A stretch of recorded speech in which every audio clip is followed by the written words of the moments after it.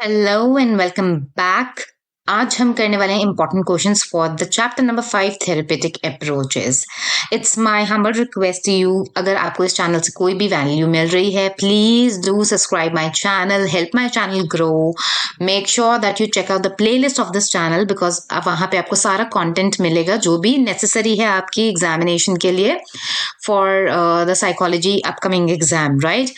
So I have given case studies, I have given long answer format questions को six markers को कैसे solve करना है and lot more.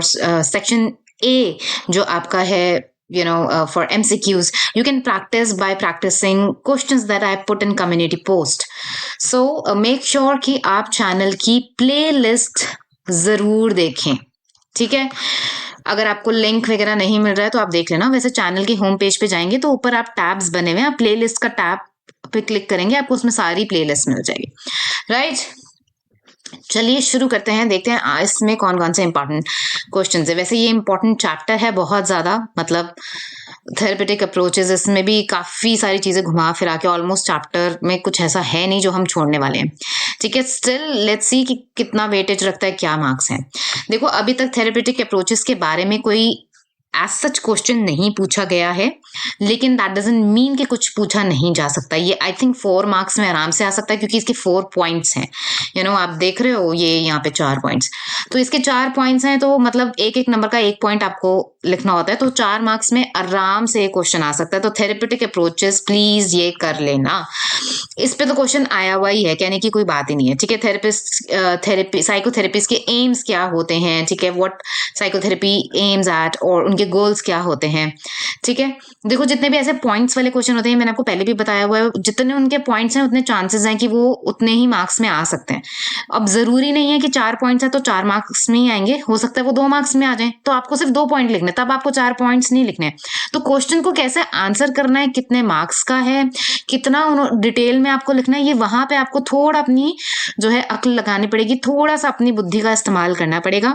अगर आपको आंसर आता है, इसका मतलब ये नहीं है कि मान लो अब यही क्वेश्चन है थेरेपेटिक अप्रोचेस वाला, तो अगर ये उन्होंने मान लो ये क्वेश्चन जो है आपसे 2 नंबर में पूछ लिए, तब आप 4 के 4 पॉइंट्स नहीं लिखेंगे। Do not waste your time please by writing all the 4 points.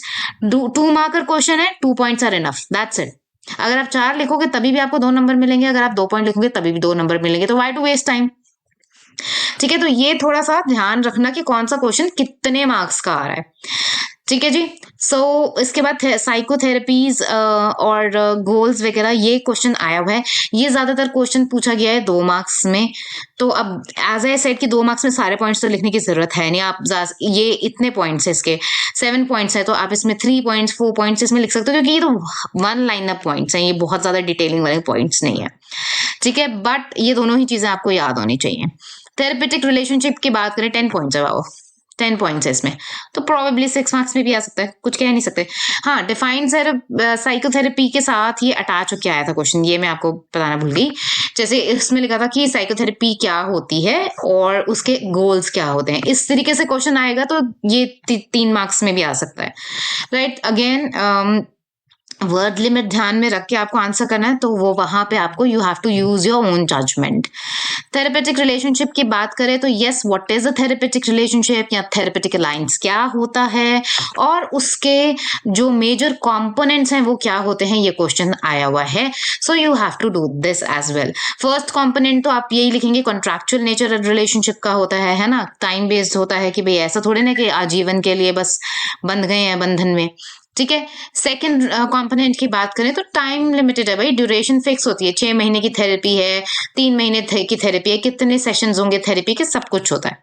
So this is what you need to write. And आगे चलते हैं। एम्पैथी की अगर मैं बात करूं तो देखो मैं आपको बताती हूँ, एक बार ये क्वेश्चन आया था कि जैसे ये लाइन लिखे ना कि empathy enriches the therapeutic relationship and transforms it into a healing relationship. तो क्वेश्चन था कि एम्पैथी नहीं दिया हुआ था, एम्पैथी तो आपको लिखना था। क्वेश्चन था कि क्या थेरेपेटिक रिलेशनशिप को ट्रांसफॉर्म किया जा सकता है एक हीलिंग रिलेशनशिप में, so this was the question कि क्या थेरेपेटिक रिलेशनशिप को ट्रांसफॉर्म किया जा सकता है हीलिंग रिलेशनशिप में। तो आप आंसर में क्या लिखेंगे? आई थिंक 2 नंबर का ही क्वेश्चन था, तो आप आंसर में लिखेंगे यस, बिल्कुल किया जा सकता है। और कैसे किया जा सकता है? एम्पैथी के थ्रू किया जा सकता है। और then you will define empathy. Empathy की डेफिनेशन ये वाली, ठीक है, कि empathy is present when one is able to understand the plight of another person and feels like the other person. It means understanding things from the other person's perspective. जब हम दूसरों की अपने अपने आप को दूसरों की जगह पे रख के देख सकते हैं कि उसको कैसा महसूस हुआ होगा, जब उनकी बात, उनकी पेन हम समझ सकते हैं, ठीक है, तो दैट इज एम्पैथी। तो आपका आंसर आप ये लिखेंगे कि यस, थेरेपेटिक रिलेशनशिप को हीलिंग रिलेशनशिप में ट्रांसफॉर्म किया जा सकता है। और कैसे किया जा सकता है? एम्पैथी के थ्रू किया जा सकता है। और एम्पैथी क्या होती है? एम्पैथी ये होती है, ठीक है। तो ये मैंने आपको बता दिया है। इस तरीके से क्वेश्चन आ सकते हैं and you need to study thoroughly. Type of therapies की बात करें तो टाइप ऑफ थेरेपीज में ऐसी कोई भी थेरेपी नहीं है जो आप छोड़ सकते हो, to be very honest, right. अब ये क्वेश्चंस की बात करें तो देखो यहां से भी एक क्वेश्चन आया था।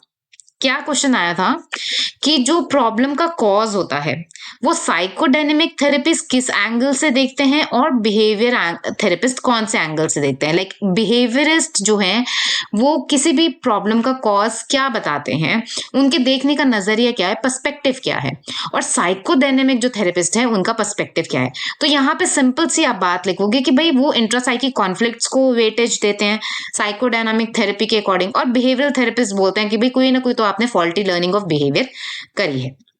ऐसे ही एग्जिस्टेंशियल थेरेपिस्ट का भी अगर पूछ सकते हैं तो आप उसके बारे में भी बताएंगे, ठीक है। तो कहने का मतलब है कि ये जो क्वेश्चंस हैं ये एक बार रीड कर लेना। ये फर्स्ट वाला तो मैंने आपको बता ही दिया ना कि फर्स्ट वाले में से कैसे क्वेश्चन आया हुआ है, तो बाकी भी आप देख लेना कि एक बार रीड करके, राइट। आगे चलते हैं। तो ये काफी सारे क्वेश्चंस हैं, है ना। Steps and formulation of clients problem ये तो नहीं आया, ठीक है। तो उसके बारे में बिहेवियरल थेरेपी बहुत इंपॉर्टेंट थेरेपी है भाई, बहुत इंपॉर्टेंट थेरेपी है, ठीक है। इसके बारे में तो तुम रट लो अच्छे से। इसमें एंटीसीडेंट फैक्टर्स, मेंटेनिंग फैक्टर्स, बहुत तरीके, इसमें 6 नंबर का क्वेश्चन भी आया हुआ है, 4 नंबर का भी आ जाता है, कभी कुछ आ जाता है, कभी कुछ आ जाता है। कभी पूछ लेते हैं एंटीसीडेंट ऑपरेशन क्या होते हैं, कॉन्सिक्वेंट ऑपरेशन क्या होते हैं। 2-2 नंबर में देखो डेफिनेशन जितनी है ना वो आप हमेशा करके जाना, क्योंकि डेफिनेशंस का क्या होता है ना, 2 मार्क्स में पूछ लेंगे, या कोई डेफिनेशंस अगर आपको पता होंगी तो सेक्शन ए में आपकी हेल्प हो जाएगी, ठीक है। क्लैरिटी अगर आपको डेफिनेशंस की होंगी। So definitely behavioural techniques, behavioural therapy में सबसे इंपॉर्टेंट जो पार्ट है वो ये वाला पार्ट है। ये इंपॉर्टेंट पार्ट है कि बिहेवियरल टेक्निक्स क्या होती हैं, कैसे यूज की जाती हैं। तो आप इसमें नेगेटिव रीइंफोर्समेंट का आपको पता होना चाहिए, पॉजिटिव रीइंफोर्समेंट के बारे में, टोकन इकोनॉमी, क्योंकि ये 6 नंबर का क्वेश्चन था, 6 मार्क्स में ये आया था कि बिहेवियरल टेक्निक्स लिखो, ठीक है। तो आपको लिखना पड़ेगा उसमें नेगेटिव रीइंफोर्समेंट के बारे में, पॉजिटिव रीइंफोर्समेंट के बारे में, then you will write about token economy, then you will write about aversive conditioning also, negative reinforcement तो मैं बता चुकी हूँ, वो नीचे था, ठीक है। सो ये सारी चीजें आप उसमें लिखेंगे। देन कम्स, ये क्या है ऊपर ब्लू में, ये भी इतना इंपॉर्टेंट तो नहीं है, नहीं। रिलैक्सेशन प्रोसीजर्स इतना नहीं पूछा हुआ, ठीक है, इस पे इतना क्वेश्चन नहीं है। मॉडलिंग, यस, उसमें टेक्निक्स में मॉडलिंग के बारे में भी डिफाइन करेंगे, वाइकेरियस लर्निंग के बारे में भी डिफाइन करेंगे।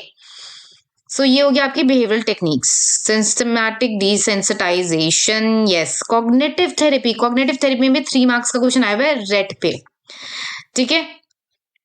कॉग्निटिव थेरेपी पे क्वेश्चन आया हुआ है कि मतलब 3 मार्क्स में क्या करा है, छोटा सा ना कुछ वो दे दिया है, स्टोरी नहीं, केस टाइप बना के 2-3 लाइनों का कि फलाना फलाना बंदा है, उसको ऐसे ऐसे हो रहा है प्रॉब्लम, और उसका बिलीफ सिस्टम ही गलत है, तो आप कौन सी थेरेपी सजेस्ट करते हो। अब भाई बिलीफ चेंज करना है आपको, तो आप रैशनल इमोटिव थेरेपी लिखोगे जिसमें एंटीसीडेंट्स, बिलीव एंड कॉन्सिक्वेंसेज होते हैं, ठीक है, और कैसे आप चेंज।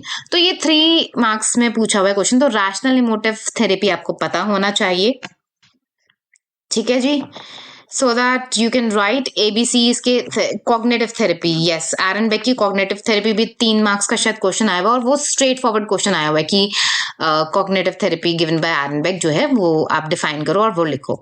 तो आप उसमें कोर्स स्कीमास की बात जरूर करना, ठीक है. और ये एग्जाम्पल में ये दे देना कि कैसे होता है ना ये आई एम अगली करके या आई एम स्टूपिड करके नेगेटिव थॉट्स होते हैं, इसी को डिसफंक्शनल कॉग्निटिव ये कॉग्निटिव डिस्टॉर्शंस है ना.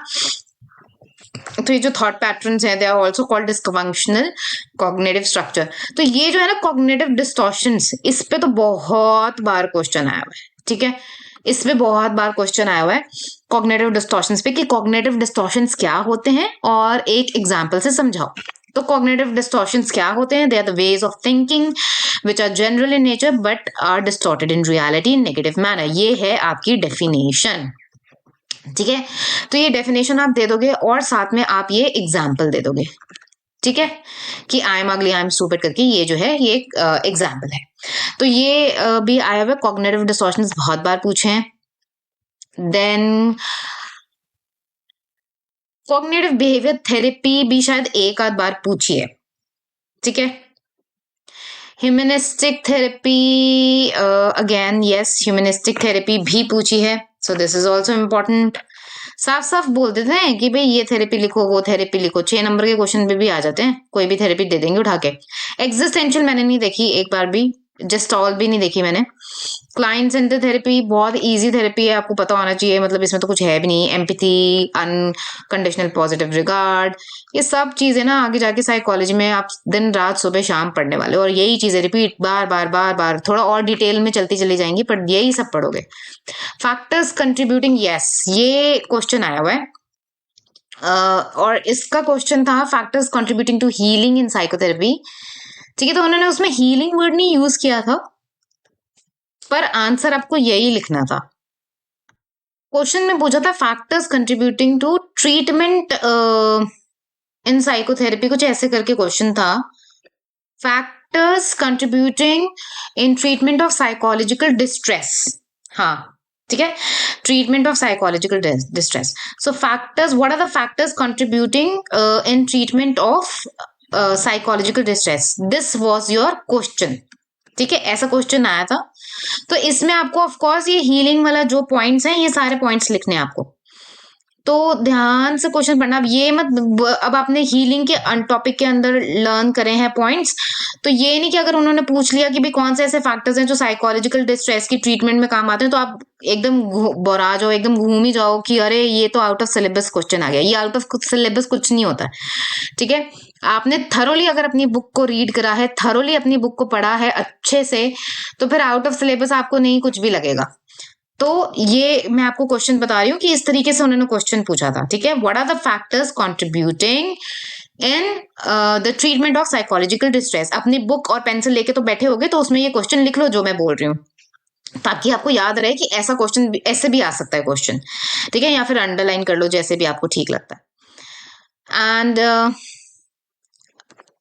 फिर उसके बाद क्या था, हाँ तो उसमें ये पॉइंट्स लिखने हैं आपको, राइट.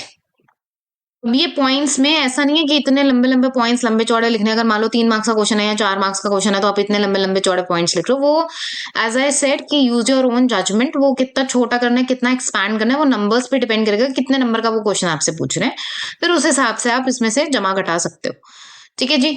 ऑल्टरनेट थेरेपीज पे कोई क्वेश्चन नहीं आया है, चल मारो एकदम. बट आपको पता होना चाहिए इसमें कोई ऐसा बहुत ज्यादा याद करने वाला भी नहीं है. सुदर्शन क्रिया आपको पता होना चाहिए, विपस्सना मेडिटेशन है, योगा है. तो ये सब चीजें हैं. Rehabilitation of mentally ill, I think इस पे भी 6 नंबर का क्वेश्चन है, ठीक है जी. तो ये भी करना है. एक ना आई थिंक निकल गया शायद पीछे, हाँ ये तो खत्म हो गया ना. क्लाइंट वेरिएबल कहीं पे है आपका और पेशेंट वेरिएबल क्या होता है वो भी कहीं लिख लो, ठीक है. वो भी आप लिख लो कि क्लाइंट वेरिएबल, ठीक है, और इसी तरीके से पेशेंट वेरिएबल क्या होता है वो आपका दिया हुआ है यहाँ पे इसी चैप्टर में कहीं. तो दैट इज ऑल्सो, उस पर भी क्वेश्चन आया हुआ है. 2 नंबर का क्वेश्चन है कि क्लाइंट वेरिएबल क्या होता है और पेशेंट वेरिएबल क्या होता है, ठीक है. And we are done with this. तो ये भी एक क्वेश्चन है, ये भी क्वेश्चन आप जरा नोट कर लेना. और इसके बाद हम चैप्टर नंबर 6 करेंगे. देन चैप्टर नंबर 7 करेंगे। चैप्टर नंबर 7 के भी इंपॉर्टेंट क्वेश्चंस देने के बाद you guys let me know in the comment section कि आप क्या चाहते हो, what else do you want, क्योंकि मैं केस स्टडी करा चुकी हूँ, सेक्शन ए करा चुकी हूँ, सारा मैंने आपका PYQ से सेक्शन ए करा दिया है, कम्युनिटी पोस्ट में पोस्ट करके लॉन्ग आंसर क्वेश्चन करा दिए हैं 6 नंबर के, केस स्टडीज करा दिया है, इंपॉर्टेंट टॉपिक्स करा दिए हैं।